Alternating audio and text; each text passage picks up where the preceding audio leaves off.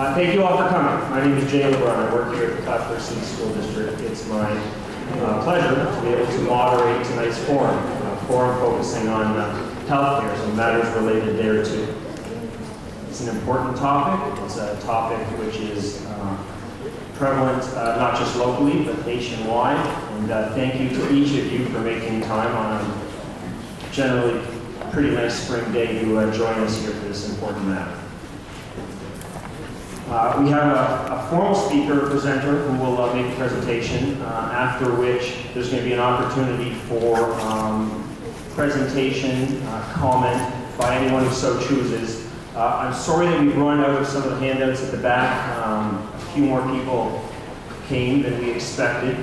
But anything that was available at the back is going to be posted on the district website tomorrow, and any of the white pages relate specifically to the first presentation, and those will be included in the slides. The other pages were simply a purple comment sheet, of which I think there are still some remaining, that the Board of Education invites you to complete, if you so choose, and leave in the box at the back for them to read, as well as a blue sheet which listed some parameters or ground rules for tonight's gathering, if you will. The forum model is one that this district doesn't employ often, though we have at times in the past, and we hope that you'll find the rules we've set forth suitable and workable. Again, they're listed on the blue sheet. In a nutshell, there's no preclusion against who can speak. Anyone is welcome when that part of the program is upon us to come up and speak. We do ask that you endeavor to limit your comments to 5 minutes, just in the interest of time and expedience, though there's not a hard limit. I'll be off in the wings giving you notice when you approach that. And it certainly doesn't preclude anyone from, after they yield the floor, cede the floor to other speakers returning to make more comments. But after 5 minutes, we'd ask respectfully that you work to wrap up your initial comments, let other people speak, and perhaps reprise them later if you have more to say or comments to make. Our first speaker, the formal presenter tonight, is Stephen Locey. He's the president and CEO of Locey and Cahill, which is an independent benefits consulting firm, more applicably to people in attendance here. That firm is the plan consultant to the CEWW, Clinton-Essex-Warren-Washington Healthcare Consortium, and they have been those consultants for many years. He's going to walk us through in a very factual way the differences between Plan A and Plan B. I won't even explain that further because I believe that's part of his presentation, how those two plan options emerged. After Mr. Locey's presentation, he'll field some questions, feel free to ask. That's really the only opportunity tonight where there will be much of a Q&A. After that, when we open the floor to comments, our vision for this is not a dialogue, it's certainly not a debate. It's an opportunity for people to make comments, have their comments heard, and then for other people to make comments. There is bound, I expect, to be some differing opinions presented here tonight, and so it's our expectation and our assumption that everyone will treat those people who may hold positions different to their own civilly. After all, that is one of the hallmarks of a sophisticated society, one which can civilly disagree with one another. That said, again, we'll start with Mr. Locey's presentation. Are you interested in this microphone? Yeah. Okay. And again, Stephen Locey from the firm Locey and Cahill.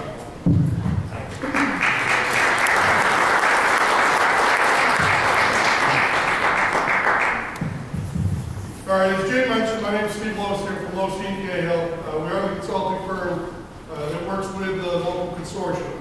And first, before we get into the presentation about the plan, I just want to give you a little bit of background about what the consortium is for those of you who may not be aware, exactly how this health insurance plan is structured and how the benefits actually get out to the members.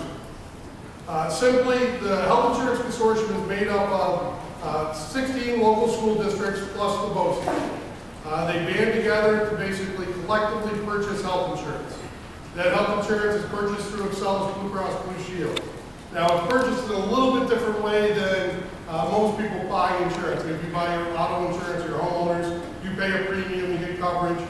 This is a little bit different than that. All the districts and all the employees that pay premium and retirees that pay premium into the program, all that money gets pooled into the consortium. And the consortium actually pays for expenses as they're incurred.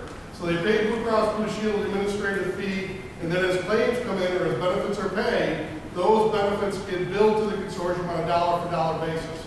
So it's a little bit different than a traditional insurance program. And as I mentioned, it is a 17-member consortium. Each member entity, the 16 school districts and the BOCES, have a representative on the board of directors. It's typically the superintendent of the school or the BOCES that represents the school and the BOCES on the board. They're charged with benefit design decisions. They're charged with financial decisions in terms of the operation of the consortium. They're charged with contracting with entities like Cahill, like our firm, legal, accounting, actuarial services, all geared towards running the organization. Just to give you a sense of how efficient this particular health insurance program is, this particular health insurance program, out of all the premium dollars that are spent each year, about 95 cents of every dollar goes out to pay benefits. Only about 5 cents of every dollar goes to administrative overhead expenses. That includes all expenses that run the consortium, including Blue Cross Blue Shield's fees. So it's a pretty efficient operation. Just to give you a basis of comparison for that, in the federal health reform, the Affordable Care Act, there's a requirement that all insurance companies have to produce information and provide it to the federal government about how much premium they collect and where their expenses go. They have to report what's referred to as a medical loss ratio. The medical loss ratio is simply taking the amount of paid claims that you pay out in a year and dividing that number by the amount of premium that you collect. The threshold for a large group health plan in order for it to be deemed acceptable is 85% medical loss ratio. So you can use 15 cents of every dollar to pay for administrative overhead expenses. This particular consortium is around 5 cents of every dollar. So it's about a third of the cost from an administrative perspective, and that tells you that the program is efficient from a financial perspective. Several years ago, the board of directors started to look at the plan. Historically, this particular consortium only ever had one benefit plan. This particular benefit plan actually predates me, long before I was even involved in the consortium.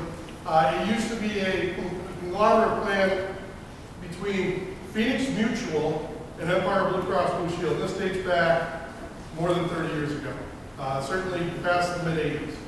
At some point, Phoenix Mutual was put aside. The program was consolidated under Empire Blue Cross Blue Shield. Then later on, the program moved from Empire Blue Cross Blue Shield to Blue Cross Blue Shield Utica Watertown, which is now Excellus Blue Cross Blue Shield. Through all those transitions, the base benefit plan was never altered in terms of deductibles, co-pays, co-insurance, etc. There were a lot of alterations that happened over time because of changes in the marketplace, because of changes to New York State insurance law, because of changes to federal law, because of changes in the medical marketplace in terms of new treatments and protocols that are available. So the benefit plan has evolved quite extensively over the years, but there's been no actual negotiated change to the base plan that existed way back before the 1980s. Fast forward to a few years ago, the board of directors counseled with us. They asked us if we could come up with some strategies, different plan designs that the districts would be able to utilize in negotiations in hopes of still providing what they felt would be a good benefit plan at lower cost. We talked about a lot of different models that were out there, a lot of different types of benefit plans. Just to give you some background in terms of our organization, we consult to over about 150 schools throughout the state. They're all, for the most part, in consortium setups like this. They range in all different types of programs. Some have a single benefit plan like you folks used to have, and now you have two. Some have a lot of different options, where the districts can pick and choose different benefits that they want to negotiate. I have one consortium in the Syracuse area.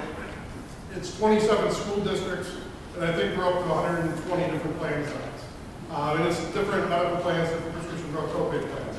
So basically, what we did is we worked with the consortium board of directors and developed a second plan, if you will, referred to as the amended plan or Plan A, Plan B, depending on what your terminology is for it. We're going to refer to it today as the amended plan, and we'll refer to the new plan as Plan B, if you will, the old plan as But basically the charge was give us a plan that had a little bit different benefit, maintain for the majority of the benefits the same level that you always had, and produce a cost savings in terms of premium. When this program was originally established, the premium differential that was established was about 10% difference between the two plans, based on plan design. Over the last several years, we've been continuing to do analysis about the effectiveness of both plans, et cetera. The differential between the two plans now is around 18%. And that's pretty close to what we determined is the actual equivalent of the benefit differences that are provided. So when we go through the benefit grid, you'll see a lot of the items are exactly the same as they've always been, but there are some differences. I'll explain what those are. I'm not here to sell you anything tonight. I'm just here to explain to you the differences. So I'm not going to put any spin on this one way or the other. I'm not going to tell you that one plan is better than the other. That's really in the eye of the beholder. Because I can tell you, after being in this business almost 30 years now, that health insurance affects everybody differently. You could be sitting there and you could look at Plan B and think to yourself, oh, geez, it's going to cost me a lot more money. Or you could be sitting there looking at the plan saying, geez, doesn't look too bad to me. And that's all depends on your perspective. In terms of how much you use the health insurance, what types of benefits you get. No two people are exactly alike. So your opinion may be different than someone else's. I'm just going to show you the actual differences in the plan, answer some simple questions about the plan design, and then really if there's any change that's going to occur down the road, that's really a subject for the districts and the collective bargaining unions to deal with at the bargaining table. It's not for me to do tonight. I'm really just here to give you information, and that's solely my purpose here tonight. So with that being said, I'm just going to walk you through the benefit comparison. And basically what we've done, this is certainly not every single benefit that's in the health insurance program. What we tried to do was really target the main elements of both benefit plans to give you a sense of the differences. And it's pretty much in alphabetical order once we get to the benefit level. The first thing I'll tell you in terms of pre-existing conditions, because of changes in New York State insurance law and because of changes in federal law, there really isn't any pre-existing conditions clauses anymore like there used to be. Neither of these programs have that particular item listed in it, so they're equivalent from that perspective. In terms of the network, in terms of the insurance carrier, in terms of how they determine what's considered to be an allowed amount or the amount they're going to pay for service, all of those elements under both of these programs are exactly the same. There's no difference between the provider network for Plan A or Plan B. They're both Excel Blue Cross Blue Shield. There's absolutely no difference in terms of the administrator or the providers that you would be able to go to. That being said, in terms of going through the line items, in terms of allergy treatment, you're going to see that is subject to deductible and what we refer to as the co-insurance. Co-insurance merely means that there's a split in the payment. The insurance company pays part of it and the member pays part of it. That split is typically 80%, 20%. So the insurance carrier after deductible is going to pay 80% and you're going to pay 20%. In terms of the level of deductible and the co-insurance maximums, we'll get to that in the end. But basically, these two benefits, in terms of allergy treatment in the office and then injection, they're subject to deductible and co-insurance, and it's the same under both. And again, we'll get to the differences in terms of the level of out-of-pocket at the end of the presentation. In terms of, oh, sorry, let's go back. Is there any way to zoom in on that? I don't know. I didn't. I'm not sure. Is there any way? I think there's quite a few of us in the audience who don't have access to these handouts. I'll try to go through them verbally. Unfortunately, we don't have any extras. The district made 100 copies, thinking that would be sufficient for the evening. I'm sorry there are not more copies. I do notice, though, there are many empty seats down front, which may present a better vantage point to see the screen. So anyone who's interested is welcome to come here. Perhaps we can also lower the lights in the house, which may make the writing on the screen stand better. And just to remind everyone, anything covered here will be made available tomorrow on the district's website. Okay, in terms of continuing on the beginning in terms of the benefit differences, I skipped over this. Ambulance services and ambulatory surgery. Under both programs, those are covered in full if you go to a participating provider with Excel, Blue Cross Blue Shield. Now, one of the things I want to tell you, under both programs, obviously it's a network-driven program. If you go to service through a Blue Cross Blue Shield network provider, you're held harmless from paying balances. If you go out of the network, there are some balances that you may be subject to. That would be the same under both programs. So if 100% payment of the allowed amount is the same under both programs. Your exposure to balance billing is the same under both programs. I can tell you from doing a lot of claims analysis relative to the group, this particular group has less than 2% of the claims paid out of network in any given year. So rest assured, you should be able to find participating providers. But again, for ambulance services and ambulatory surgery, it's covered in full under both. And again, with the caveat that you go to a participating Blue Cross Blue Shield provider. In terms of the next page, we're talking about anesthesia, assistant surgeon, chemical dependence, and both inpatient and outpatient setting. All of those benefits are paid in full. No limitations, paid in full benefit. And again, it's consistent under both in terms of as long as you're in network, paid in full benefit.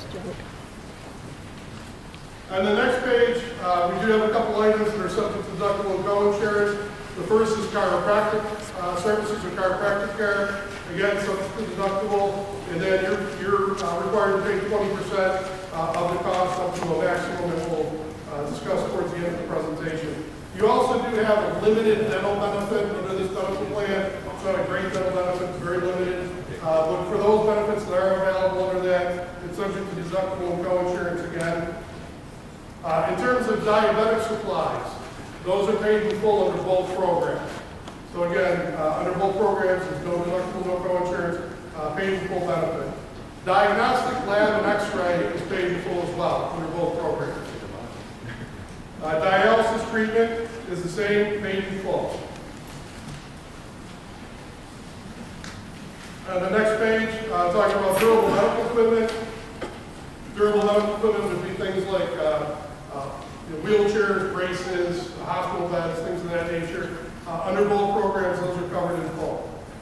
Gynecological services, covered in full. There's been some expansion to those benefits because of the Affordable Care Act, you may have heard. So women's preventive services are all covered in full. Plus now, birth control. If you get a generic medication at the pharmacy, that's covered in full as well these days. Home health care, the same exact benefit under both, limited to 40 visits per calendar year, and covered in full, 100% of the allowed amount under both programs. Hospice care, for the end-of-life care, that is a state and federal mandate, and that's paid in full under both programs as well. In terms of continuing on with the next page, hospital emergency room care, paid in full under both programs. So again, if you go to the emergency room, whether you're in the area or out of the area, as long as you're in a participating Blue Cross Blue Shield hospital, you won't have any out-of-pocket expense associated with that. Inpatient hospital room and board, paid in full under both. So when you're talking about a lot of the basic benefits, the basic hospital, basic medical surgical, under both programs, those are predominantly paid in full. The things that are typically subject to deductible and co-insurance are things that we used to refer to as quote-unquote major medical, and now refer to it as extended health benefits, I believe, in the new language. But fairly limited in terms of the scope of those. Predominantly in terms of the basic benefits that are covered in full under both programs. Continuing on with more wellness for preventive medicine for female mammograms. Those are covered in full, and that's been a mandate for several years. It is also included under the Women's Preventive Health Mandate under the Federal Affordable Care Act. Maternity services. The plan covers the physician services in full. Obviously, the hospital's covered in full. Same thing with birthing center and midwives covered in full. Medical supplies. These would be covered after deductible at 80%.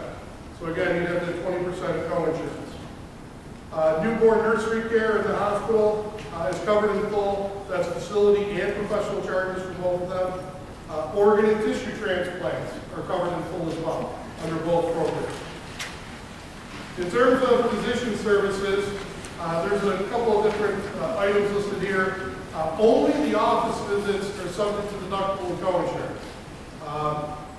If you go for a routine physical exam, that's covered under a different area. So this would be an office visit for an actual illness or injury.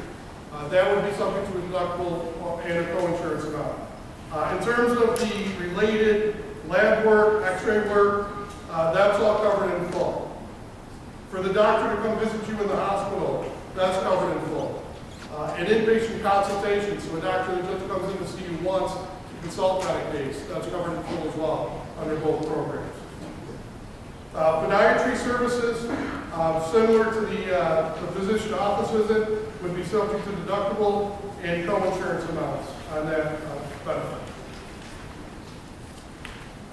In terms of pre-admission testing, this would be the testing that you have done before you go to the hospital for a treatment of an illness or for a surgical procedure. Those are covered in full.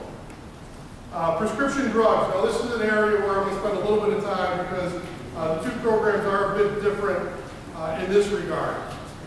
When we talk about the difference in the prescription drug program, under your current plan for retail pharmacy purchases, so you go to a brick and mortar pharmacy to pick up your prescription, today you have to satisfy your deductible and then you pay 20%. Under the amended plan, it's a straight co-payment based on the type of medication that you're picking up. Tier 1 is typically generic medications. I can tell you, I took a look at some of the data while I was preparing for this. In terms of the most recent data for 2013, about 75% of the scripts that are filled for this particular consortium through the first 3 months of this year have been generically filled. So only about 25% are brand name drugs. And those are split between tier 2 and tier 3.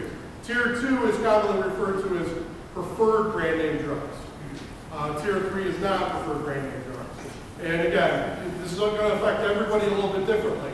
Blue Cross Blue Shield on their website, if you've ever accessed that, and I know there were some handouts here tonight where they list all of their medications, they tell you what tier they fall in.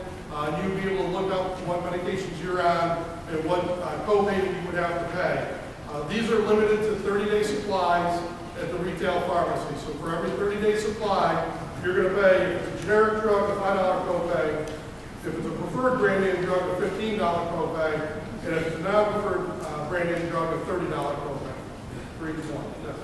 Does this include mail order? I'm going to get to mail order right now. Thank you for the segment. If you purchase your medications through the mail, so you go through the mail order pharmacy and Excel Blue Cross Blue Shield, currently you can get up to a 90-day supply through the mail for an $8 copay, regardless of what type of medication it is under the current plan. So if it's generic, brand, it doesn't matter, specialty drug, it's $8 copay through the mail.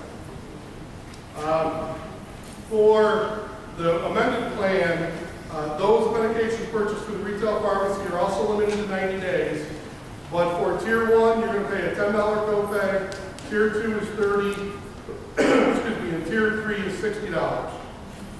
Now again, it's for a 90-day supply, so the equivalent value is you pay one copay at the retail pharmacy for a 30-day supply, and you're basically paying the equivalent of 2 of those copays through the mail for a 90-day supply. No, you're not. No, you're not. Because if you send away for a special brand, say blood pressure medicine, and it has to be a special brand, and you can get an $8, for $8 you can get a 3-month supply. Here, it's $60. Right. That is nowhere equivalent. I didn't say it was equivalent. Yes, I said, you said it was. excuse me, what I said was that the mail order benefit is equivalent to 2 retail copays on the amended plan. So the amended plan copay is $5 for generic. It's $10 at mail. The difference is at retail you're limited to 30 days. At mail you get 90. So the equivalent of 2 retail copayments under the amended plan, you get a 90-day supply for the mail. I wasn't comparing plan A to plan B. It's very different than I explained that plan A is $8, so that's $8.96. Yeah. We're not here to argue whether or not it's. I'm not arguing. So in terms of why there's a difference in copay level between retail and mail and the amended plan, just to give you a little bit of background on that. The reason we did that was to provide members that ended up being put in the amended plan or Plan B or negotiated to that plan, the opportunity to still cut their exposure in terms of copays down a little bit by using mail order. We're able to do that because there is a difference. When you go to a retail pharmacy to pick up a prescription, there's really two elements to the cost. One is the actual cost of the ingredient or the drug. So you're paying for the pharmaceutical. The other expense is what they call a dispensing fee. Every time you go to the pharmacist to pick up a prescription, the insurance plan pays a dispensing fee to that pharmacist. It's usually about $1.50 per prescription. Under the mail order side, it's a little bit different. There's no dispensing fee paid under mail order, and the ingredient cost is typically just a little bit lower. Through our analysis, we've indicated it's usually around 6% differential. So because of the fact that it's 6% less expensive on the ingredient cost, and we're not paying a dispensing fee, the equivalent value of the two benefits under the amended plan allowed for only two copays to be charged at the mail order level to still provide the equivalent benefit from the plan perspective, but still give a little bit of cost savings to those members in the alternative plan or the amended plan. Obviously, if you're in the current plan, it's only an $8 copay across the board for that 90-day supply. In terms of preventive care, excuse me, this is something new with the Affordable Care Act. It's only been around for a couple of years. Adult physical exams. Historically, this program used to limit adult physicals to employees over the age of 50. You get one routine physical a year, and it was limited to $1 amount. Because of the Affordable Care Act now, everybody covered under the plan can get a preventative or a routine physical exam covered in full under the program. So, when I talk about some of the things that have changed over time, this is one of the newer changes along with some of the Women's Preventive Health Services and any of the other changes that have come as a result of state mandate or federal mandate to the program. Well, child care has been around for a long time. Unfortunately, it wasn't around when my kids were going through it, but it's around now. So immunizations, wellness visits, etc. for the kids, those are all covered in full under both programs as well. Continuing on through the list in terms of additional benefits, prosthetic devices, artificial limbs, if you will, those are both covered in full under both programs.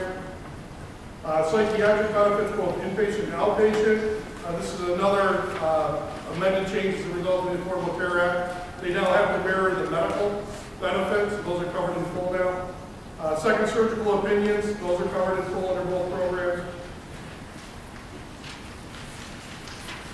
Skilled nursing facility on the next page. It is limited to, under both programs, limited to 120 days per calendar year, but it will be covered in full for those 120 days. Physician's charges for actual surgery, those are covered in full. And then therapy services, basically all therapies except for physical, are covered in full. Physical therapy is not covered in the inpatient setting, so there's no inpatient physical rehabilitative services under either plan. Excuse me. And for physical therapy in a private practitioner's office, it's 80%, so you do have to pay the co-insurance on that. The last page gets to some of the additional detail that I want to spend a little bit of time on. First, we go through Urgent Care Center. Urgent Care Center is covered in full under both programs. And one of the things that I would encourage you to do if you can, urgent care centers are a nice alternative to the emergency room. They're a lot less expensive, so if you have just a bump or a bruise, it certainly saves the plan a lot of money to use urgent care as opposed to the emergency room. Then we get into some of the cost items and some of the big differences between the two programs. Under your current plan, the deductible, now we talked about those handful of benefit items that are subject to deductible and co-insurance. Under your current plan for an individual, your deductible is $50. For a family in aggregate, it's $125. Now, when I talk about deductibles going from individual to family, this is true under both programs. If you're only 2 people in a family, you're never going to have to pay more than the individual deductible. So if it's only a 2-person family, it's 50 for the individual, 50 for the second person, it's 100. You wouldn't have to pay the 125. That's only if you're at 3 or more people. If you're at 3 or more people, everybody can contribute towards the family deductible. And in fact, you could have a family where nobody meets the individual deductible, but collectively, it all adds up to 125, then you satisfy the family deductible. Under the amended plan, the deductible is $250 for an individual and $750 for a family. Under the co-insurance amount, and we talked about the 20% that you have to pay out of your pocket. Under the current plan, there's a trigger or a capping mechanism. Once your 20% adds up to $400, everything's paid at 100% after that. Those items that are subject to deductible and co-insurance. So you satisfy your deductible, you pay your 20% up to the $400 level, and then those items that are subject to deductible and co-insurance are paid in full. Under the amended plan, those limits are $500 for an individual and $1,500 for a family. In terms of, again, lifetime maximum benefit or calendar year maximum benefit, there is none. Those were eliminated partly due to the Affordable Care Act. So there's no limitations under either program. We've seen claims this past year. I had one claim with one of our consortiums that was $1.7 million, and it was all paid. So there's no limit under the program, either calendar year or lifetime maximum. And then we get down to the premiums for the 2 programs. And there is a pretty substantial differential in the premium as well because of the benefit differences that exist. And again, I mentioned that it was approximately 18%. For the current plan, the individual rate is a little over $650, family rate's a little over $1,700, and then the Medicare rate's around $540. For the amended plan, the differential, or the rate, I should say, is $535 for an individual, right around $1,400 for a family, and then around $439 for Medicare. The difference annually between the programs, for an individual, it's approximately $1,500 cheaper under the amended plan. Family is about $4,000 cheaper for the family plan for the year, and about $1,200 per Medicare person for the year in terms of premium differential. The premium differential is driven straight off of the benefits because of the differences in benefits that exist. And obviously, if you're contributing to the program, one of the things that has to be factored in as well is contribution. Obviously, if you're paying towards the premium is lower, your share is lower, so you have to balance not only the increases in deductible and co-insurance maximum, but you also have to factor in the reduction in premium into the equation when you're looking at total finances and comparing the 2 programs. Just to give you a comparison, 10%, the individual plan for the member is about $150 cheaper. For the family, it's about $400, and then for the Medicare person, about $120 for the year. Difference in terms of if you're paying a 10% contribution. I don't know what everybody pays here, but that's just a simple example for you. Those are really the nuts and bolts in terms of the differences between the 2 programs. The one thing I will tell you in terms of the where the paid claims dollars are spent and how much of the paid claims dollars are actually related to things that are subject to deductible and co-insurance or prescription drug copay. Today, based on analysis that we've done, we continue to do constantly for all of our groups, including this group, for your major medical type services, that number represents around 10% of the total paid claims for the group. So for those items that would be subject to deductible and co-insurance, the value, if you will, is about 10% of all the benefits that are paid are related to those items. Prescription drug accounts for approximately 30% of the total. So prescription drug co-pays will account for quite a bit of the plan. Just to give you an idea, in terms of the number of scripts that are filled annually for this particular program, I called up the statistics before I left the office. On an annual basis for this particular consortium, there's about 250,000 scripts filled a year. This year alone, through the first 3 months, we've already had, looks like 42,000, I'm sorry, 62,000 scripts filled. And I mentioned to you about the Tier 1, Tier 2, Tier 3 breakup. The Tier 1 was 73.5%, Tier 2 is 11%, and Tier 3 is 15.4%, a little over 15.4%.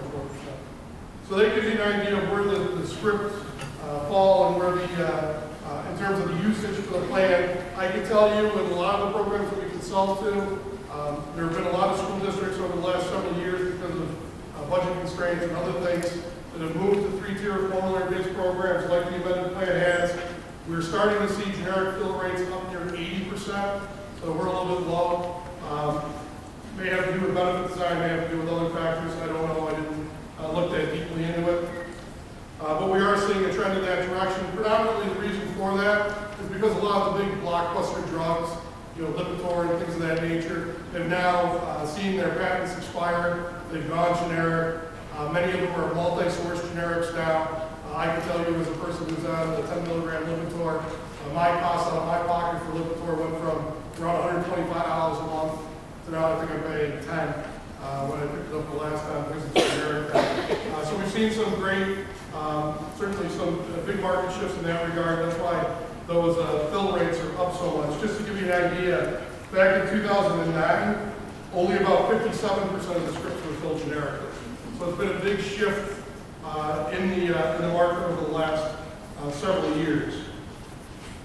That gives you a little bit of an idea in terms of the benefits differences between the two programs. Again, I'm just trying to give you the factual representation between the two plans, give you a little bit of background about how this evolved. Certainly in this particular plan, both plans are available for any district in the consortium to utilize with their active employees or retirees. It's up to each district to make the decision in conjunction with their collective bargaining units at the collective bargaining table in terms of which plan they're going to offer, how they're going to offer it, how much you pay for coverage. Those are all dictated by the local districts. They're not dictated by the consortium. The only thing the consortium does is makes these plans available to each of the districts. So in terms of change, nothing is going to be forced upon you by the consortium. It really is going to be subject to collective bargaining before any change occurs. So, we're not here to tell you that you're moving from plan A to plan B. We're not here to scare you into thinking that all of a sudden the rug's going to be pulled out from underneath you. We're just here to give you information and again try to answer some questions. But we want to make sure that everybody has the same information and the right information. When you get to the discussions about the different types of plans, how much they cost, and then in conjunction with other benefits and salary from the employee's perspective, and then also from the district's perspective in terms of what they can afford from a budgetary perspective. Those are all independent local decisions that are made. They're not here for me to tell you what to do, and they're not for the consortium to tell you what to do. That's something you folks need to decide. So Jay, I don't know if you want to